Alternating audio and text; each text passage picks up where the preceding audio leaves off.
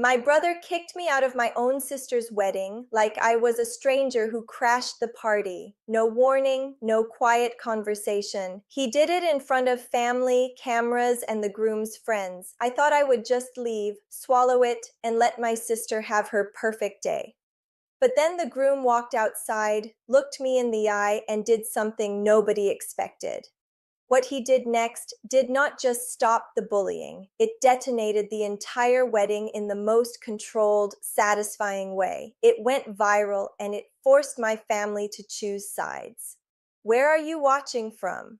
Comment your city and state. Let us start. My name is Ethan. I was never the loud one. In my family, loud meant loved. Loud meant confident. Loud meant leadership. Quiet meant suspicious, awkward. Why are you like that? My brother Ryan was loud in every room. He could take a joke too far, and people would laugh because he said it with a grin. He could insult you and call it honesty. He was the type who shook hands too hard and looked people straight through, like he was measuring them. He was 3 years older than me, but in our house he was treated like he was 30 years older, like he had authority by default. My sister Lena was the bridge between us. She could make Ryan soften and she could make me speak. If Lena asked, I showed up. That is why I drove to Charleston for her wedding. I told myself one simple rule: do not react. Do not get pulled into family drama. Just be present. Just be supportive. I wanted to prove something to myself. I wanted to prove I could stand in that pretty, expensive room with chandeliers and champagne towers and not feel like I had to apologize for existing. The venue was a historic looking estate outside the city, white columns, oak trees draped with Spanish moss, everything curated to look effortless. The kind of place where people post photos and pretend their life is always like that. I arrived early in a plain black suit because I did not want attention. I carried a small gift bag and a handwritten card for Lena. I thought that part would matter. It did not. Not yet. Ryan was outside with groomsmen and a few cousins, already drinking like it was a sport. He saw me, and his face did that small, tight thing it always did when I walked into his space. He did not say hello. He said, "Do not be weird today." That was his version of a greeting. I kept my voice calm. "I am here for Lena." He stepped closer, breath smelling like mint, gum, and alcohol. "Exactly. So do not make it about you." My stomach tightened, but I swallowed it. I walked inside. The ceremony was beautiful. Lena looked happy in a way I had not seen in years. She was not performing. She was not trying to please our parents. She looked genuinely safe. Caleb, the groom, stood at the front with steady hands and warm eyes. Caleb was not flashy. He did not talk over people. When he spoke, people listened because it felt real, not because he demanded it. When Lena reached him, he whispered something that made her laugh, and I remember thinking, good. She is marrying someone who brings her down to earth instead of pushing her into a spotlight. During the vows, I looked at Ryan. He smiled for cameras, but his eyes kept scanning the crowd like he was checking for problems. He liked control more than celebration. After the ceremony, we moved into the reception space. Music, lights, food, people hugging. I found a table near the side. I did not hide. I just did not chase the center. I talked to a couple cousins. I complimented an aunt's dress. I stayed friendly. I stayed calm. And for a while it worked. Then the speeches started.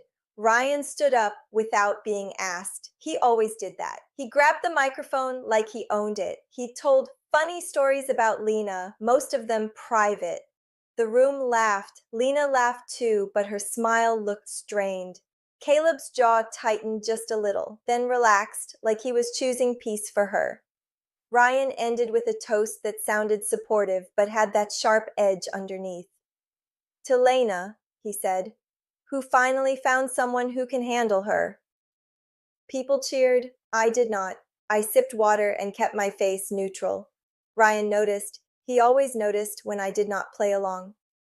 After the speeches, the dance floor opened. I stayed seated because I do not dance well, and I did not want the whole "come on, loosen up" routine. I was fine watching Lena dance with Caleb, watching her laugh with her friends. I was fine being the quiet brother in the corner who still showed up. That should have been enough. It was not enough for Ryan. He came to my table holding a drink, face flushed, voice already sharpened by alcohol and entitlement. "Why are you sitting like that?" he asked. "Like what?" I said. "Like you are judging everyone," he said. I kept my tone even. "I am not judging anyone. I am just sitting." He leaned in, close enough that a couple people at the table looked uncomfortable. "Smile," he said. "You look miserable." I took a slow breath. "I am happy for Lena." He laughed, like that was the dumbest thing he had ever heard. "No, you are not," he said. "You love acting like the outsider. You love making people uncomfortable." My hands stayed on the table. I did not clench them. I did not raise my voice. I said, "Ryan, not today." That sentence flipped him.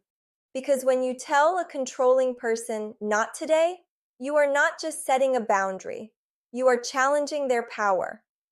Ryan straightened up and raised his voice just enough for nearby tables to hear. "Go outside," he said. I blinked. "What?" He pointed toward the exit. "Go outside. Get yourself together. Do not sit here with that face on my sister's wedding day." My pulse spiked. I looked around for Lena. She was across the room with Caleb and friends, laughing, unaware. I did not want her dragged into this. Ryan stepped closer, voice lower again, more dangerous because it was controlled. "You are not going to ruin this," he said. "Either you walk outside or I have staff remove you." I felt the humiliation like heat on my skin. Not because I believed him, but because I knew people would accept his version automatically. That is what our family had trained them to do. I stood up slowly. I said one word. "Fine." Ryan's face showed satisfaction, like he had proven a point. I walked out. The doors closed behind me. Music thumped through the walls. Laughter floated out like I was listening from a different life. I stood under a side light near the building, holding my jacket and trying to keep my breathing steady. I told myself, this is temporary. Stay calm. Do not ruin Lena's night. Then my phone buzzed. A text from Lena. "Where are you? I have not seen you." My throat tightened. I did not want to lie. I also did not want to drop a grenade into her wedding. I typed, "I stepped out for air. I am okay." Before I could send it, the side door opened. Caleb stepped outside. He looked around, then locked eyes with me. He did not look confused. He looked focused, like he had already decided something. "Ethan," he said. I forced a small, polite smile. "Hey, I am fine. Just needed air." Caleb did not accept it. He said, "I saw Ryan talking to you, then I saw you leave." I felt my face burn. "It is not a big deal," I said. Caleb took one step closer, not threatening, just firm. "Tell me what happened," he said. Something in his voice made it easy to tell the truth. No pressure, no judgment, just clarity. I said, "Ryan told me to go outside. He said I was making people uncomfortable." Caleb's eyes narrowed in a controlled way. He nodded once, like he was confirming a pattern. "Did he kick you out?" he asked. I hesitated, then nodded. Caleb was silent for a beat, then he said, "Stay right here." He turned and walked back inside. My stomach dropped because I could feel what was coming. I did not know what it would look like, but I knew it would be big. Inside, the music lowered. Not fully off, but down. The kind of sound change that makes people look up. The doors opened again. Caleb came out, and Lena followed him. Ryan followed too, annoyed, already trying to control what was happening. Lena's face was still soft until she saw me. Then her eyebrows pulled together. "Ethan, what are you doing out here?" Ryan cut in fast. "He needed air," Ryan said. He was being weird. I handled it. Lena stared at Ryan. "Handled what?" she asked. Caleb stepped slightly between them, not touching anyone, but placing a boundary with his body. He said, calm and clear, "Ryan told Ethan to leave the reception." Lena's eyes widened.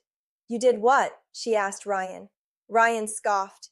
He was sulking, Ryan said. He was killing the vibe. Lena looked at me. Were you sulking? She asked. I shook my head. I was just sitting, I said. Caleb's voice stayed even, but the power in it grew. This is your wedding, Caleb said to Lena. Nobody gets to decide who belongs here except you. Ryan's face tightened.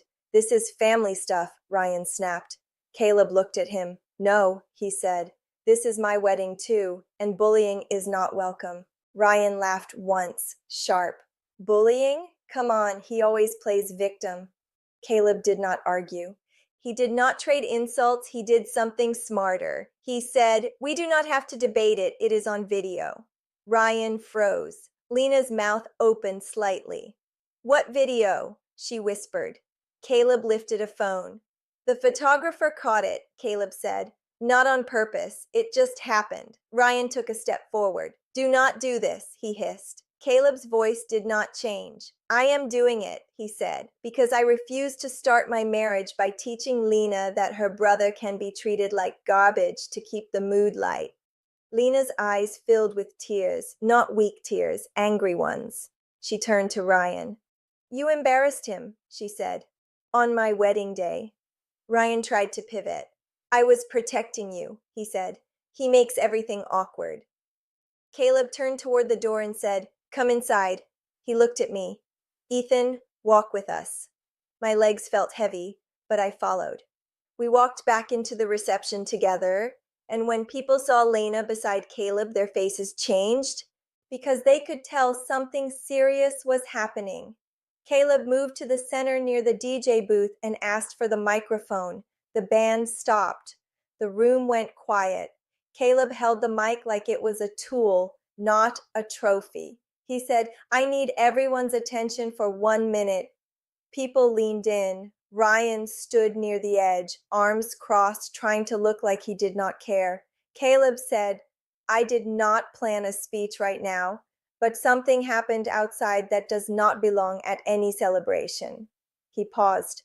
Someone in this room decided they could remove a guest because he was quiet, because he did not perform happiness the way they wanted. He looked around slowly. That guest is my wife's brother. The room shifted.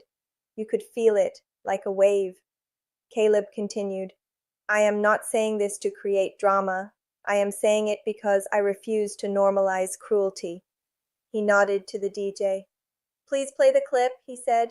The screen behind the DJ lit up. A short video played. Ryan leaning over my table. Ryan pointing toward the door. Ryan saying, Go outside. Do not come back until you can act normal. My voice, Fine. It ended. The silence that followed was heavy, not awkward silence, accountability silence. Lena stared at the screen, then at Ryan. Ryan's face turned pale, then red. He opened his mouth to speak. Caleb raised the mic and said one sentence that cut through everything. Before you explain, understand this. Explanations are not apologies. Ryan shut his mouth. Caleb turned to me, right there in front of everyone, and held out his hand. Ethan, he said, you are not leaving. You are staying. You belong here. You are family here. My chest tightened so hard it hurt. I stepped forward and took his hand. Caleb turned back to Ryan. Now you have a choice, Caleb said. You can apologize to Ethan and to Lena, right now, or you can leave. Ryan laughed, but it sounded shaky. You cannot tell me to leave, he said. Caleb's voice stayed calm. I can, he said. It is my wedding. Ryan looked around, expecting allies. Our parents looked stunned. A couple relatives stared at their plates. Nobody rushed to save him, because the clip made it impossible to pretend. Ryan tried one more move. He said, loud enough for the room, He has always been like this. He always ruins things. Caleb responded instantly. No, he said. People do not ruin things by being quiet. People ruin things by being cruel. Then Caleb said the line that changed everything, the line people would later quote online. If you need someone smaller so you can feel bigger, you are the problem. The room exhaled like it had been holding that truth for years. Ryan's eyes flashed. He stepped forward like he might escalate. Two groomsmen moved closer, ready, not aggressive, just prepared. Caleb did not flinch. He simply said, "Apologize or leave." Ryan's pride fought his fear. He looked at Lena, expecting her to side with him. Lena's voice shook, but it was strong. "Ryan," she said, "you do not get to decide who my family is. Ethan is my brother. If you cannot respect him, you can go." That was the moment Ryan lost the room. He stared at Lena like she had betrayed him. Then he looked at me with pure resentment. "Happy now?" he said. I did not answer. Caleb answered for me. "No," Caleb said. "He is hurt, and you did that." Ryan's hand tightened around his drink. He threw one last glance around, realized no one was moving, and stormed toward the exit. As he walked out, a guest's phone camera followed him. Another guest started recording. People were not laughing now. They were documenting. Ryan slammed the door behind him. The room stayed silent for 2 seconds. Then Caleb turned to everyone and said, "We are going to continue celebrating, but we are going to do it with respect." He looked at me again. "Ethan, come sit at our table," he said. I froze. Head table, spotlight, the one place I never wanted. Caleb leaned in and said quietly, "You do not have to speak, you just have to be here." Lena took my hand. Her eyes were wet. "I am sorry," she whispered. "I did not know." I swallowed hard and nodded. "It is okay," I said. But it was not fully okay. Not yet, because I could feel it. Ryan was outside, furious, humiliated. And when a controlling person loses control in public, they do not calm down. They escalate. I sat at the head table, hearing whispers ripple across the room. People kept glancing toward the door. Phones were out. Not all, but enough. The DJ started music again, but it sounded different now. Not carefree. Charged. Lena leaned closer and said, "Are you okay?" I answered honestly, "I do not know," I said. Caleb looked at me and said, "You will be." Then the door opened. Everyone turned. Ryan walked back in. And he was not alone. He had our father with him. Dad looked tense, like he had been pulled into a fire he could not control. Ryan pointed at Caleb like he was accusing him of a crime. "You embarrassed me," Ryan said. Caleb stood up slowly, still calm. "You embarrassed yourself," Caleb replied. Dad raised a hand. "Let us not do this," he said, voice pleading. Ryan ignored him. He looked at Lena. "Tell him to apologize," Ryan demanded. Lena stood. Her voice was quiet but sharp. "No," she said. Ryan's eyes widened, like he could not process it. He turned to Dad. "Are you going to let this happen?" Dad looked at me, then looked away. That was the old pattern. Avoid, minimize, protect the image. Caleb watched Dad's reaction and then said into the microphone again, "Sir, with respect, your son just tried to remove your other son from this wedding. If you want to defend that, you can leave with him." The room went dead silent. Dad's face tightened. Ryan stared at Dad, waiting, and Dad hesitated. That hesitation was everything. Because it meant the clip did something even bigger than call out Ryan. It exposed the system that enabled him. Ryan's voice rose. "This is insane," he said. "You people are turning on me." Caleb's response was simple. "We are not turning on you," he said. "We are turning toward the truth." Ryan's breathing looked heavy. He slammed his drink on a table, glass rattling. Lena flinched. Caleb noticed. Caleb's posture changed. His calm became steel. He said, "Ryan, you are done. Leave now." Ryan took one step toward the head table, toward Lena. Two groomsmen stepped in front of him instantly. Ryan stopped. Caleb did not raise his voice. He said, "Do not take another step."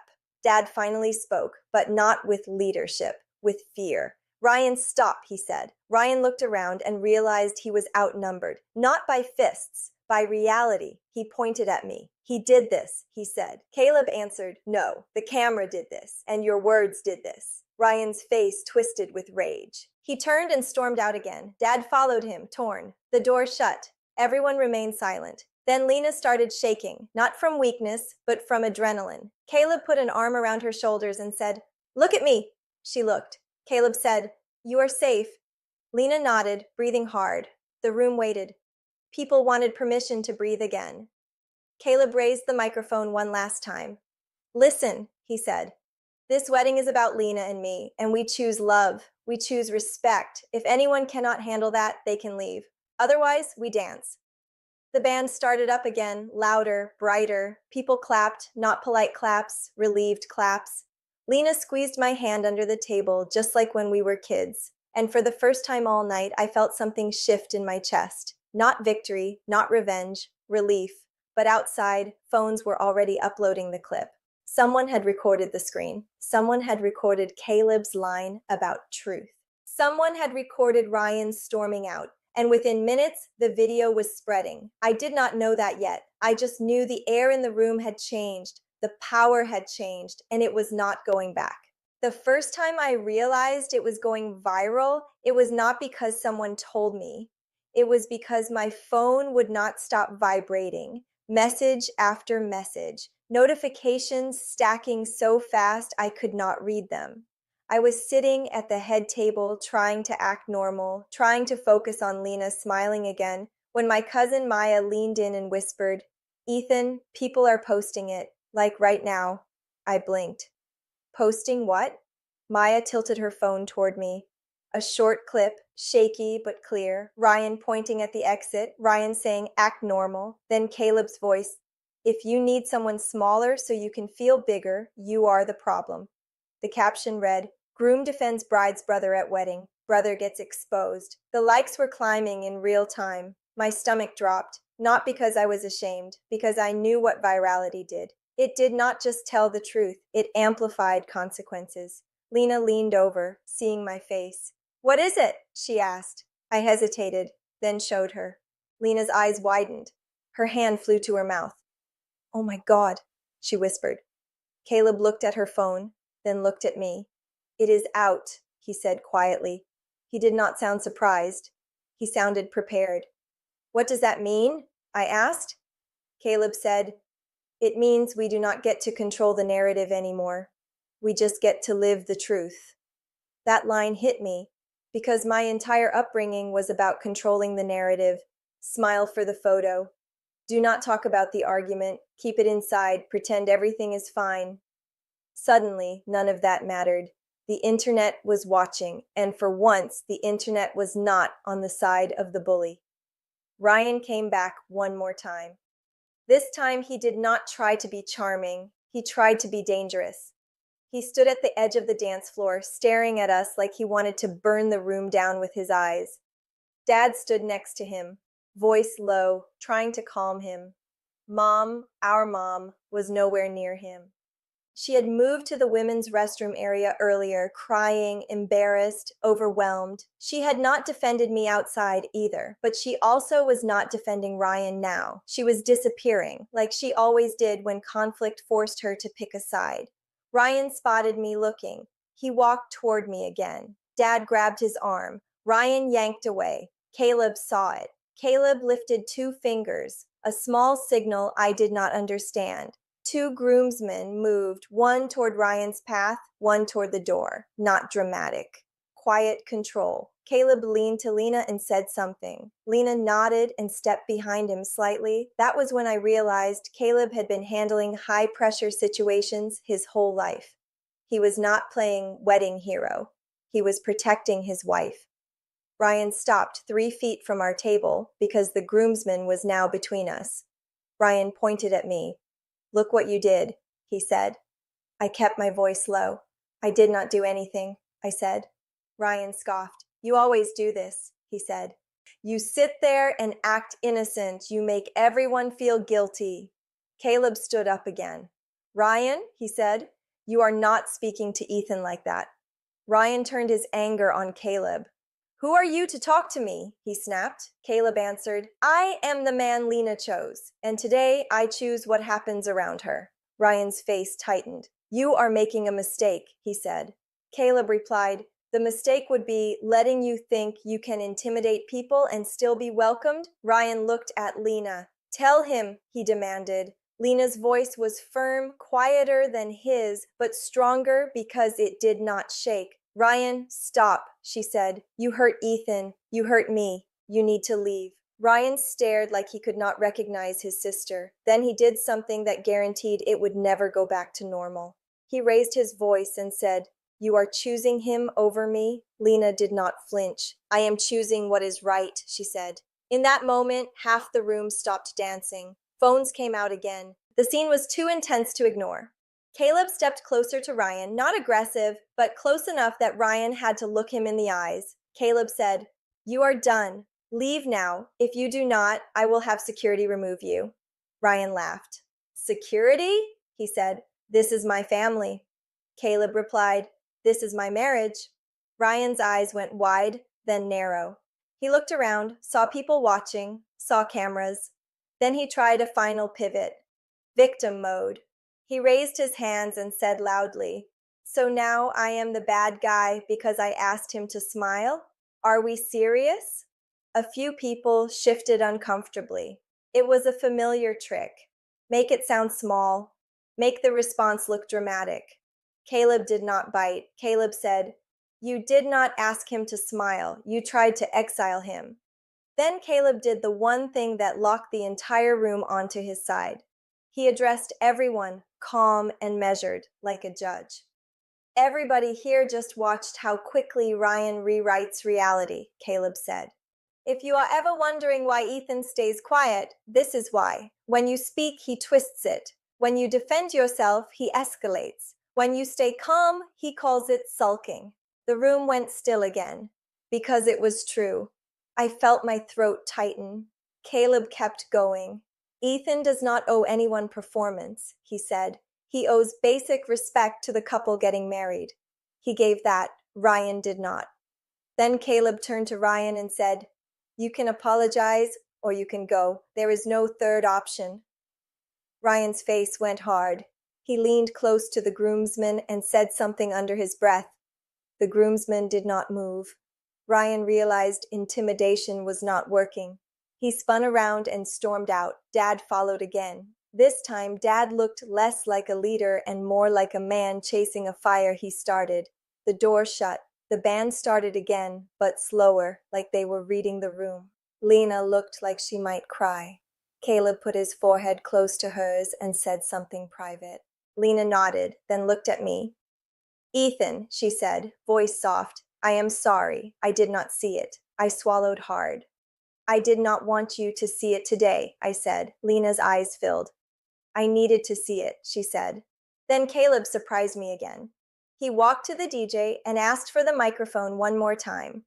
People groaned quietly, not because they were annoyed, but because they sensed another heavy moment. Caleb raised his hand. 30 seconds, he said. "Then we party." He looked straight at the room and said, "I want to say something clear. If you are a person who has ever been pushed out of a room for not being loud enough, not being fun enough, not being easy enough, I want you to hear me." He paused, letting silence do the work. "You are not the problem," he said. "Sometimes you are just the only honest person in a dishonest room." That line hit like thunder. It was clean. It was shareable. It was made for the internet without trying to be. I heard people whisper, "Wow." Someone sniffled. A few people clapped. Caleb turned to me and said, "Ethan, I want you to stand up." My stomach dropped. I did not want that, but he was not asking to embarrass me. He was asking to restore me. I stood. My knees felt weird. Caleb said, "This is Lena's brother, and tonight he got treated like he was disposable." He looked around. "He is not disposable." He turned to Lena. "Do you want your brother here?" Lena's answer was immediate. "Yes," she said. Her voice cracked. "I want him here." Caleb nodded, then looked at me again. "Then sit where you want," he said. "Dance or do not dance. Speak or do not speak, but do not shrink." My eyes burned. I nodded. That was all I could manage. Caleb clapped once and said, "Now we celebrate." The band started a high-energy song. People cheered, not because drama is fun, but because justice is satisfying. Lena pulled me onto the dance floor. I protested with a half laugh. She did not care. She said, "Just sway, that is all." So I swayed. And for the first time in years, I did not feel like I was failing at being a person. I felt like I was participating on my own terms. Then the next wave hit, the online explosion. During dinner, strangers started messaging me. Some supportive, some nosy, a couple cruel. That is the internet. But the overwhelming majority were on the same theme. That groom is a real man. Your sister is brave. Your brother is toxic. Then came the part that made everything bigger. Someone posted the clip on a major short video page and it crossed hundreds of thousands of views in hours, then a million, then more. It got stitched, remixed, discussed. People argued about family loyalty, bullying, weddings, boundaries. Caleb's line about truth got quoted like it was a movie. By midnight, the video had escaped our circles and entered the algorithm. The next morning, my father called me, not to apologize, not at first, to control damage. Ethan, you need to tell people to stop sharing it, Dad said, voice tense. I sat on my hotel bed, staring at the wall. I cannot control what people share, I said. Dad snapped, you can post something. You can say it was a misunderstanding. I felt something in me go cold. It was not a misunderstanding, I said. Dad exhaled hard. Ryan is getting attacked online, he said. His job might see it. I stayed quiet. Dad continued, this is tearing the family apart.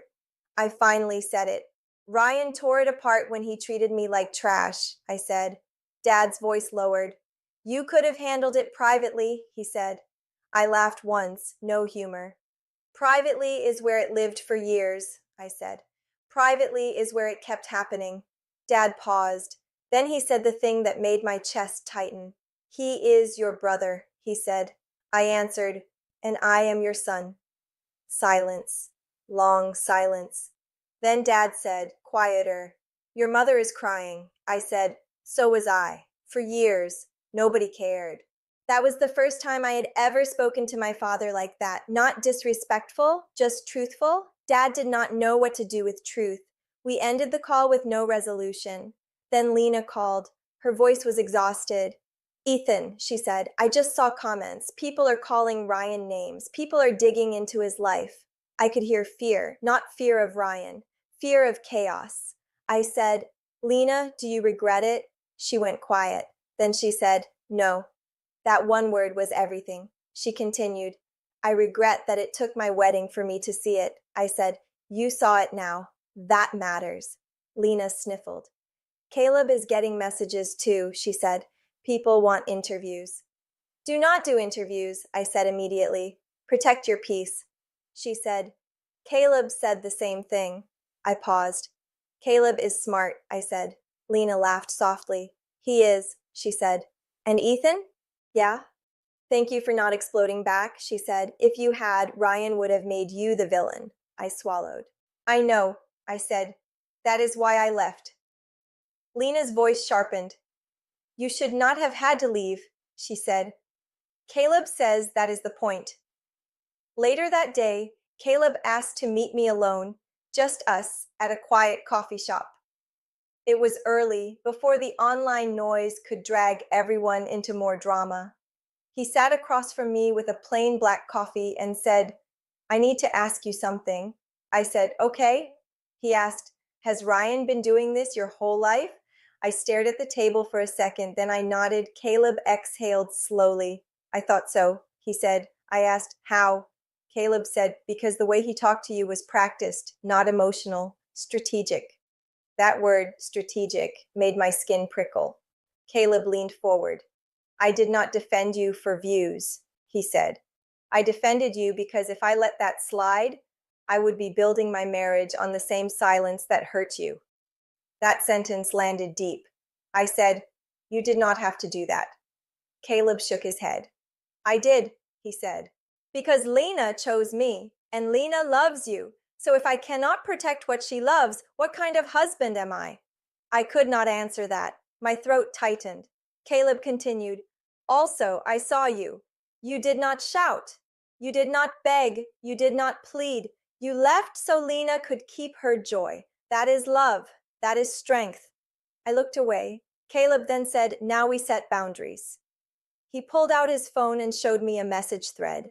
It was from Ryan, sent to Caleb late night. Ryan had tried to intimidate him, not with threats, but with manipulation. You ruined my reputation. You made my sister turn against me. You are going to regret this. Caleb said, This is not over. Ryan will try to punish Lena for this. My stomach dropped. What do we do? I asked. Caleb said, We protect her. We document everything. And we stop letting your family pretend this is normal. Over the next week, that is exactly what happened. Ryan tried to contact Lena repeatedly. He sent apologetic messages, then angry ones, then guilt trips. Lena saved everyone. Ryan tried to contact me. I did not respond. Ryan showed up at our parents' house twice. Lena was staying there temporarily before her honeymoon plans got canceled. Caleb insisted on canceling the trip. He said, We can take a vacation anytime. We cannot rebuild safety if we leave in the middle of this. When Ryan showed up, Dad tried to talk him down. Ryan raised his voice. Neighbors heard. Someone recorded from a window. That second clip added fuel. It did not matter what Ryan said. The pattern was now visible. Control, anger, blame. People recognized it because they had lived it. That is why it went viral. Not because it was a wedding scandal, because it was a story people knew in their bones. Then came the twist nobody expected. Dad finally snapped at Ryan. Not at me, not at Lena, at Ryan. Dad said, loud enough for everyone to hear, You embarrassed yourself, and you are not doing this to your sister again. Ryan stared at him like Dad had slapped him. You are taking their side, Ryan said. Dad replied, I am taking the right side. That moment did not go viral the same way because it was not as clean and cinematic. But it mattered more because it meant the family system was cracking. A week later, Ryan posted a long statement online. He tried to sound calm. He said he regretted how things looked. He said he was protecting the wedding energy. He said the clip was out of context. The comments destroyed him, not with cruelty, but with logic. People said, Context does not change your words. You pointed him out like trash. You are not the victim. Ryan deleted it. Then he went silent. For the first time in my life, Ryan went silent. And in that silence, something new happened. My mom called me and said, I am sorry. She had never said that clearly. She cried and said, I watched him treat you like that, and I did nothing. I thought staying quiet kept peace. I said, It did not keep peace. It kept pain. She whispered, I see that now. Dad called later and said, I handled you wrong your whole life. It was not a perfect apology, but it was real enough to make my chest feel heavy. And Lena? Lena changed. She started therapy. She stopped making excuses for Ryan. She stopped smoothing everything. She told relatives, If you blame Ethan for this, you do not come near my home. Caleb backed her every time. And me? I did not become loud. I did not become a different person. I just stopped shrinking. Weeks later, the video was still circulating. People would tag Caleb and call him the standard. Some called him a hero. Caleb hated that. He told Lena, I did what any decent person should do. But the internet did not care about modesty. The internet cared about a moment that felt like justice. One night, Lena and Caleb invited me over for dinner at their new apartment. It was simple, warm, safe, no performance. Lena served pasta and laughed when it spilled a little. Caleb played music low. No one criticized anyone's face. After dinner, Caleb raised a glass of sparkling water and said, I want to make a toast. I rolled my eyes jokingly. Please do not, I said. Lena laughed. Caleb smiled. I will keep it short, he said. He looked at me.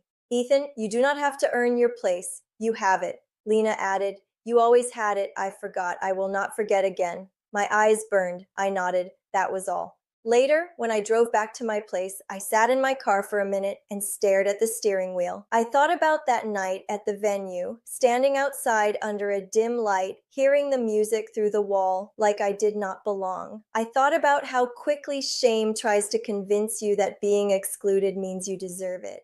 Then I thought about Caleb walking outside, calm and steady, choosing truth over comfort, choosing people over image. That is why it went viral. Not because it was perfect, because it was rare. A person with power using it to protect someone with less power in public. without rage, without insults, without violence. Just boundaries, just clarity, just a line drawn where it should have been drawn years ago. If you are listening to this and you have ever been treated like you are too quiet, too awkward, too much, or not enough, I want you to remember this. The people who try to shrink you are not measuring your worth. They are protecting their control. And the moment someone finally says no to them, it feels like the whole world shifts. For me, it did. And it started at my sister's wedding, the moment my brother tried to throw me out, and the groom decided to throw out the lie instead. If this story hit you, comment where you are watching from and tell me one word: seen. I read the comments. I will see you in the next one.